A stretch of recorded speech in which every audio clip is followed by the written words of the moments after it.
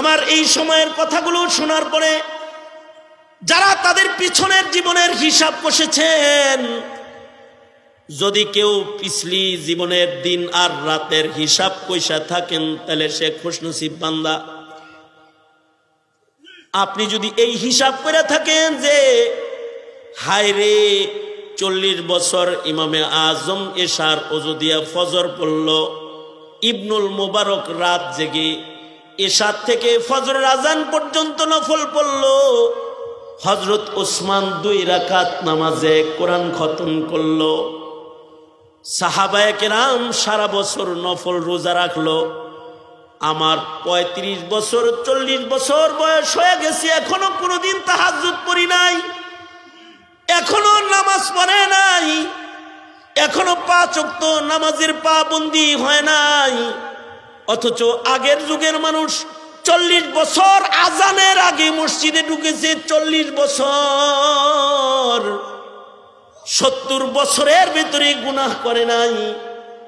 আর তুমি 35 বছরের ভেতরে ফজরের নামাজ পড়ো নাই, অথবা 5 ওয়াক্ত নামাজের হিফাজত তুমি করো নাই। এক খতম কোরআন পড়া দূরের কথা, তুমি এখনো আল্লাহর কোরআন মজিদ হাতেই লাও নাই, কারণ তুমি কোরআন পড়া দেখে জানো না বিধায় 30 বছর এখনো তোমার আল্লাহর কালাম হাতে লওয়া হয় না। তার মানে তোমার 35-40 বছরের হায়াত তুমি নষ্ট করেছো। যদি আজকের আলোচনার এই প্রশ্ন তোমার মাথায় ঢুকে থাকে তাইলে তুমি শোনো, তোমাকে আর একটা খুশখবরি আমি দিচ্ছি। যারা তাদের হায়াত নষ্ট হওয়ার পরে এক সময় বুঝা ফেলায় কামটা ভালো করি নাই, আমি আমার জিন্দেগি নষ্ট করেছি, ভুল করেছি, এই ভুল যারা বুঝে আর যাদের মুখে উচ্চারিত হয় আস্তাগফিরুল্লাহ রাব্বি মিন কুল্লি যামবি ওয়া আতুবু ইলাইহি, আস্তাগফিরুল্লাহ আল্লাযী লা ইলাহা ইল্লা হুয়াল হাইয়ুল কাইয়্যুম ওয়া আতুবু ইলাইহি, আস্তাগফিরুল্লাহ। এটা যদি তার বাইর হয়, ওগো আল্লাহ আজকের মাহফিলে আমি বুঝছি আমার 35 বছর নষ্ট করছি, আমি আমার 40 বছরের হায়াত বরবাদ করেছি, আমি বুঝছি আল্লাহ। ওগো আল্লাহ, এই যে আমি আজকে তওবা করতেছি, আমি আর রাত নষ্ট করব না, আমি আর জীবনের দিন নষ্ট করব না, আর আমি নামাজ কাজা করব না, আর আমি তাকবীরে উলা ছাড়ব না।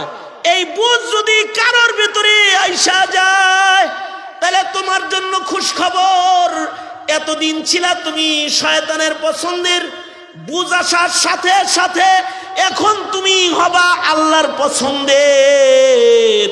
ইন্নাল্লাহা ইউহিব্বুত তাওয়াবিন,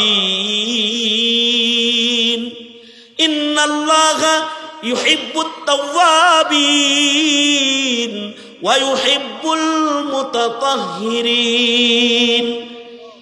যারা তওবাকারী হয়ে যায় তাদের পছন্দ করে লয় আল্লাহ নিজে। এমনকি বান্দার জিন্দেগির কৃত গুনাহ যা আছে সকল গুনাহগুলোকে নেকির দ্বারায় পরিবর্তন করে বান্দার নাপাক আমল নামা পাক বন্দিগি দিয়া ভইরা দেওয়ার দায়িত্ব গ্রহণ করে আসমানের মালিক আল্লাহ। কিসের বরকতে? তওবার বরকতে। তাই আমি বলবো, এই ভাকুরতা অত্র এলাকার যুব সমাজ, তোমরা যারা জিন্দেগির শত শত হাজার হাজার রাত নষ্ট করেছো গুনাহের ভিড়ে, পাপের আসরে, অথবা অন্যায় কুকর্ম সম্পাদন করে নিজের জিন্দেগির মূল্যবান সময় যারা নষ্ট করেছো, তুমি যদি তোমার রবের ভালোবাসা চাও তাহলে এখনো যদি তুমি তওবা করে লও, আর যদি বলো ওগো আল্লাহ আমি বুঝি নাই, আপনি আমাকে ক্ষমা করে দেন, আল্লাহ বলে বান্দা তোর গুনাহ যত বড় তার চাইতে আমার রহমত অনেক বড়। লা তাকনাতু মির রাহমাতিল্লাহ, আমার রহমত থেকে তুই নিরাশ হোস নে, মুহূর্তের ভেতরে তোর জীবনের সব গুনাহ আমি মাফ করে দেব। আল্লাহু আকবার জোরে করে বলেন। আল্লাহর রাসূল বর্ণনা করেছেন বুখারী শরীফের ভিতরে, 100 খুনের আসামিকেও আসমানের মালিক আল্লাহ মাফ করছেন। 100 খুনের আসামির হৃদয়ের ভেতরে তওবা জাগ্রত হয়েছে, সে তওবা করবে। আপনারা যারা ঘর ছেড়ে আজকের মাহফিলে বসেছেন, যদি হৃদয়ে এখন জায়গা লয় যে আল্লাহ এখানে কোরআনের সবক দেয়া হয়েছে, ওগো আল্লাহ এইখানে ইলমের সনদ বর্ণনা করা হয়েছে, আমি জেনা করছি কেউ জানে না, তুমি জানো, আমি মদ পান করেছি কেউ জানে না, তুমি জানো, আমার জিন্দেগির গুনাহ সম্পর্কে পৃথিবীর কারোর জানা নাই, কিন্তু তোমার জানা। ওগো আল্লাহ, আমি ময়দানে মাহশারে তোমার আদালতে শর্মিন্দা হইতে চাই না। আল্লাহ, আমার জিন্দেগির গুনাহগুলা তুমি মাফ করে দাও। যদি এখন কেউ চোখের একটা ফোঁটা পানি ছেড়ে দিয়ে যদি কান্না করে যদি আল্লাহকে বলতে পারে, আয় আল্লাহ, আমি পেছনের গুনাহ থেকে তোমার কাছে মাপ চাই, তাহলে দুটি চক্ষু দোজখের আগুনে আল্লাহ তাআলা ফেলবেন না। আইনান, দুটি এমন চক্ষু আছে যাদেরকে আল্লাহ তাআলা দোজখের আগুন থেকে মুক্তি দিবেন। তার ভেতরে একটা চোখ হলো আইনুন বাকাত মিন খাশিয়াতিল্লাহ,